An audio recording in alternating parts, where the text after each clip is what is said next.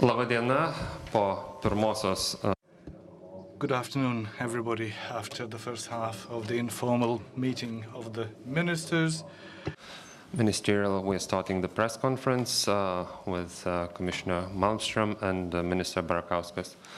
The Minister, the floor is yours. Yes. Thank you very much for everybody. Thank you very much for your coming here. I am pleased because today we had a lot of participants and our negotiations, they reach really very good results. But I will talk, it will be better to translate from Lithuanian language to other languages, and I will follow in Lithuanian. Ir taip, laba diena, ponios ir ponai. So good afternoon, ladies and gentlemen. I am indeed very much pleased to see you here in Vilnius. You seem to have brought sunny weather here. It reminds me of sunny Italy, and wishing you all very good attitude. I want to inform you about the first half of our session. The colleagues have been working very hard and constructively. We first of all discussed the annual report on immigration and asylum prepared by the Commission. There was a heated discussion on the matter, and I'm happy to see so many of you, because it will be important to inform the public at large about the report. And Commissioner Cecilia Malmström, who is sitting here beside me, will be able to give more insight into that. We then discussed the protection of refugees issues, especially talking about the Syrian refugees. We discussed the humanitarian situation in Syria, which regrettably does not seem to improve. The UNHCR, Antonio Guterres, was invited to provide an overview of the current situation in Syria.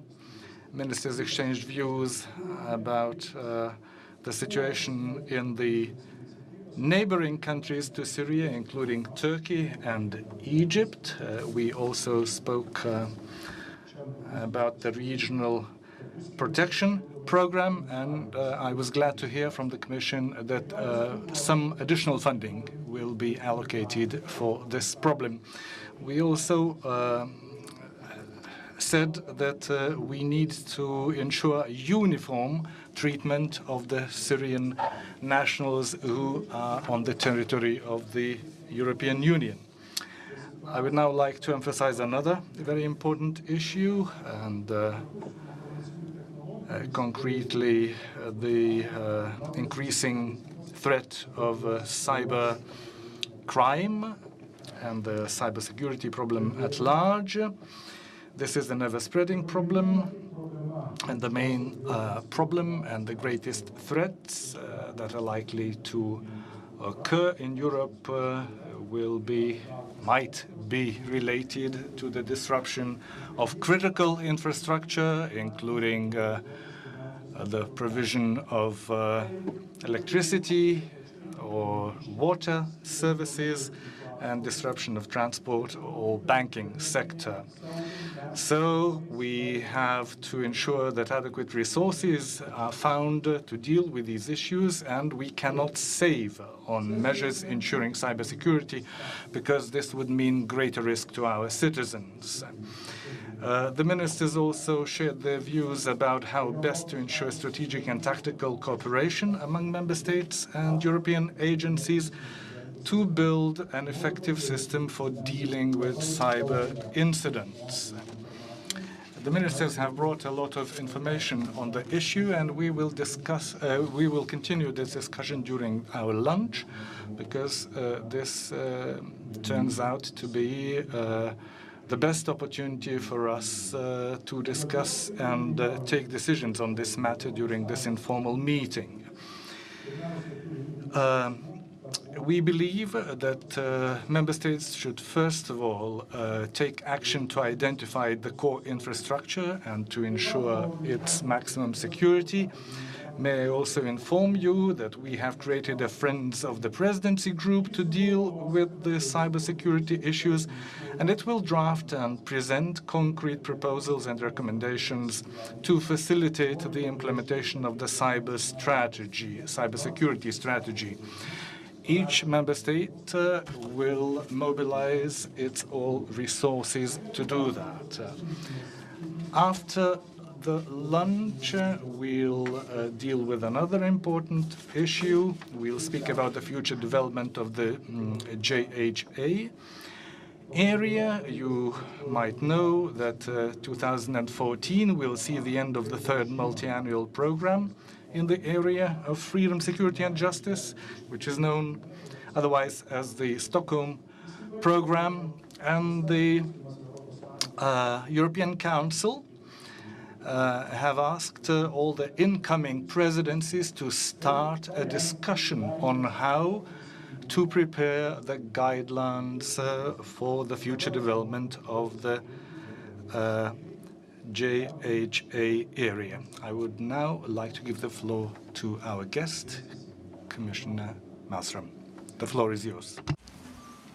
Thank you very much, and thank you to the Lithuanian presidency for the organization of this informal council and for the work you've done so far. We're looking forward to work with you these 6 months. It will be a tough semester, but I'm sure we can achieve a lot together. The Minister gave a very comprehensive summary of what has been discussed today, so let me just add a few things. It was a very important moment where the High Commissioner Antonio Guterres was here underlining again the very severe human catastrophe that we are facing in Syria. Giving a state of play of the situation. Of course, everybody hopes for a political solution, but there is no one at the short term, at least, so we should increase our humanitarian assistance. The EU and the Commission are the biggest donors, and we have recently from the Commission added another 400 million euros to add in the neighboring countries who are doing a fantastic job for the 1.8 million Syrians who have left the country, and a huge majority of these people are, of course, in the neighborhood.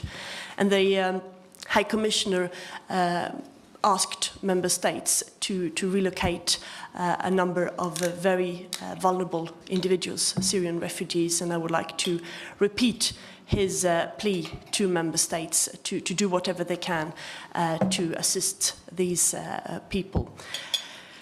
Quite limited number have arrived to Europe. If you compare to the big situation, 8.1 million, only 46,000 people have arrived to Europe.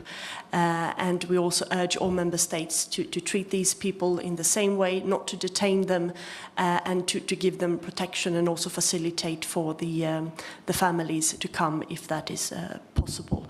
So this is an issue we will certainly come back to many times during the Lithuanian presidency. It's an unspeakable catastrophe, of course, and we need to do whatever we can to assist these people.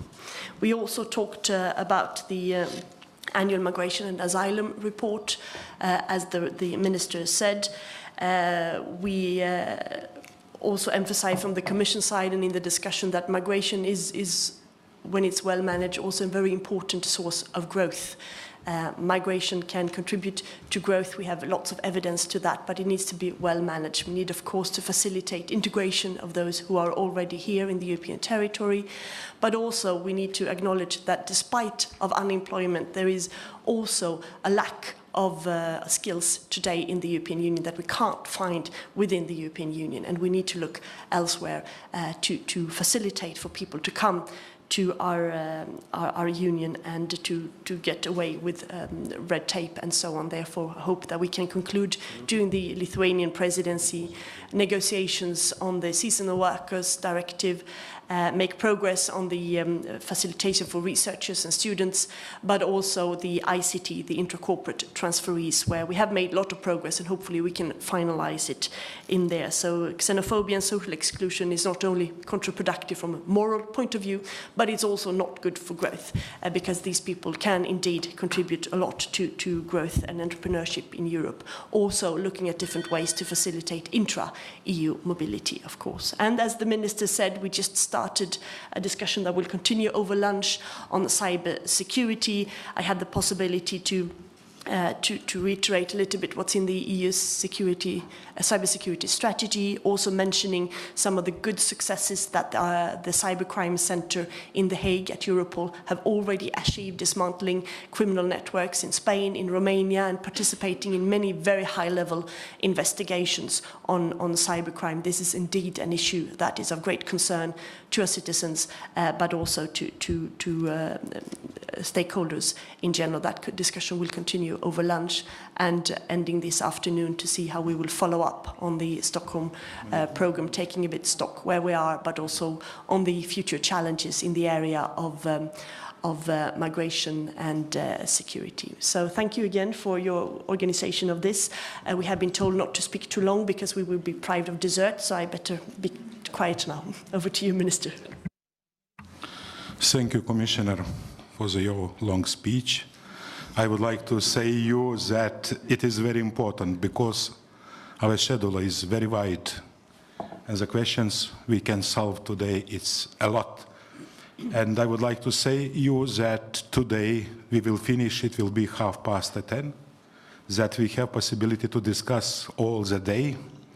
And I think that our discussions will be very, very important for the future for Europe, for the future also for each country who is Europe member, because we are a common country who represents 514 million people living here. Yes, thank you very much. Everybody is welcome to ask the questions. We are ready together with dear Cecilia. We will try to answer, but we are not prepared on all answers because we will finish 10:30. You can imagine. Thank you very much. Please identify yourself and please state who you are addressing the question to. Vytautas Dovydaitis, BTV žinių tarnyba. Vytautas Dovydaitis, BTV News. My question goes to the Minister and the Commissioner. I want to ask about statistical data, about the data that you have concerning the rise in the numbers of cyber attacks, and what is the situation of Lithuania compared to the EU average. The second question, what funds are you planning to allocate to the protection of the EU member states from such attacks? Thank you. Yes. Aš nežinau, ar čia lietuviška ar kokia kita. Aš pasakysiu taip. If I may, the Commissioner will speak about the program that we have and also about the funds. I can speak on behalf of Lithuania. Lithuania probably hasn't experienced any real cyber attacks yet. Some of our partners have been attacked. Energy supplies have been stopped in huge cities for weeks, which meant that all the diesel supplies were used up. We had a minor incident in Lithuania compared to the other cases. Now, as regards attacks against internet portals, those were carried out by mere hackers. Cyber attacks mean disruption of huge networks. It also concerns financial transactions among companies, among banks. But as I've said, Lithuania hasn't been subject to any large-scale attacks yet. We'll make every effort to ensure that not only Lithuania, but also the entire EU is ready to face any such attacks. The bigger member states have accumulated more experience in the area. Cecilia, could you please elaborate on our program and average finances to be allocated? The decisions haven't been made yet. The two funds cover the years 2014 to 2020. They haven't been approved yet. It's to be decided by the Parliament and the Council yet. Exact figures will be available later. But I want to assure you that we'll do everything within the remit of our possibilities to face this challenge in the EU and to ensure that all the member states are safe in the face of such attacks. Yes, thank you. Well, cybercrime is a border crime. You can sit anywhere in the world and commit attacks. You can steal bank accounts, identity thefts, and also more or less sophisticated attacks towards critical infrastructure, companies, authorities, etc. And that happens in thousands every second as we speak. I do not have any specific figures on Lithuania. As the minister mentioned, you have been quite spared comparatively, which is of course good, but we need now to bring up resilience all over the European Union. And that's why we have the Cybercrime Centre in The Hague helping and assisting member states. And we would very much like to see that member states build up own centres of excellence all over the European Union so we can assess and work together. One of the problems is that not all cyber attacks are reported by banks or financial institutes. So it's very difficult to get a comprehensive picture of how much it's actually happening. So we need more statistics, we need more reporting from the public, the private sector as well. As the minister said, we don't have the final figures of the budget yet, but we will engage in talks with all member states to sit and identify what are the primary needs of Lithuania, for instance, in this field. For instance? Yes, there could be other areas in the security and migration and justice field, of course, and sit together and discuss how we can support and what would be the priorities from the Lithuanian side. And this is an exercise we will embark on now, but we don't have any final figures yet. But there are many ways to support, not only finance, also sharing of knowledge and know-how is important to build up resilience and sharing experience. Yes. Marion Trimborn with the German press agency DPA. It's a question for the Commissioner about the topic of data protection and PRISM, because when we met last time, you met the US Secretary Eric Holder, and he promised you to give some new information about PRISM. Can you just give us an update?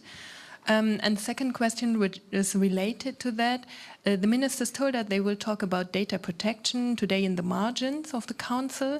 Do you think it's necessary that companies will be obliged to inform the EU Commission when they give data to the US?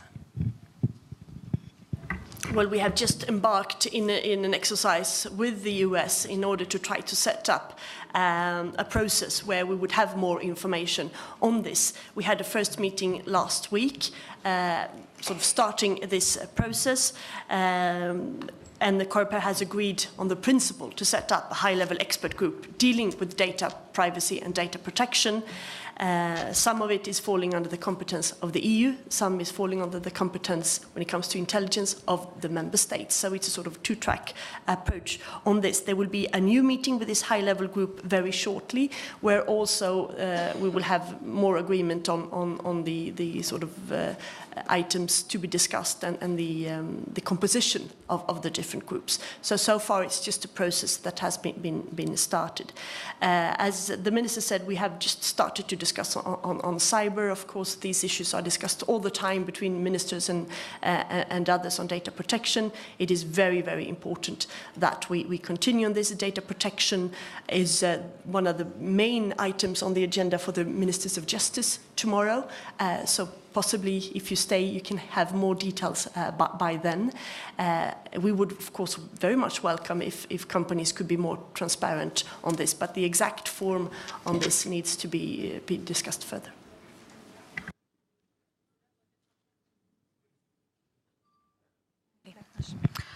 Eglė Digrytė iš naujienų portalo 15 minučių. 15 minučių LT internet portal. I have a question on Syria, both on the EU level and on the United Nations level. We heard a call on member states to act more decisively, but including financial support. But in terms of Lithuania, we are still down on the list of countries who have allocated support to that. I think that we only can speak about 5 Syrian refugees who are participants of the integration program. 8 piliečius. The current data is as follows. We're talking about 48 citizens from Syria. Mr. Swing knows very well that funds have been allocated not only to Syrians but to other refugees as well. So statistical data, our statistical data compared to other countries, well, only concerns 48 citizens, and other countries may probably deal in millions. I hope I've answered your question. For Madam Commissioner. Back in February, European Commission prepared draft legislation requiring companies that are critical to economy to report any cyber attacks. Over here. Do you feel this draft legislation is gaining support in the Council, and when do you expect it to be passed? Can you repeat that question? Sorry. Back in February, European Commission prepared a draft law requiring companies that are critical to the economy to report any cyber attacks. Sorry, there are so many different draft laws being discussed. Yes, this is not being this part of the cybersecurity strategy is actually part of the responsibility of Nelly Cruz, and it's been discussed in the telecom context. So they have started to discuss it, and the process has started in the Parliament as well, but it's too early to say exactly the timetable for that. We hope, of course, that the Lithuanian presidency will push as much as possible, but I can't give you any timetable yet, unfortunately. Thank you. As there are two last questions, then Vilija and Radijas FM 99 Vilija Ramanauskienė. Sakykit, Radio FM. Concerning seasonal workers, you mentioned xenophobia, which is not very beneficial to countries, if not only immoral, but xenophobia is on the rise in the EU member states. How would you comment on this? Indeed, we see that in many countries, xenophobia, populism and racism is on the rise, not only in the sort of traditional fields, but it is growing, and I think we can expect many of these parties entering the European Parliament in the elections next May, and this is a development I see with great concern. Some of these parties have existed for long in the European Union, some are quite new, some are approaching or coming very close to parliamentary or even entering into government. In fact, not since the Second World War have we had so many racist or extremist parties in election, yes, in elected bodies as we have today. That is of great concern in the aftermath or in the climate that we have with the current economic crisis, where many people are, of course, living in a very, very difficult situation. This creates fertile ground for these kind of movements, but we must, as politicians, stand up and avoid to have scapegoats like that, because migrants have been very important in the European Union and will continue to be. So I'm extremely concerned about that. Last question, Baltic News Service. Donata Matuzaitė iš Benės, aš turiu trumpą klausimą iš vidaus reikalų ministrui. Ar jūs esat nusprendęs dėl... Baltic News Services question to the minister. Have you made up your mind on the appointment of Mr. Rastenskis? It has nothing to do with the problems that we have discussed today, but let me still answer it. I have just appointed another person to that post. It says tomorrow. Thank you.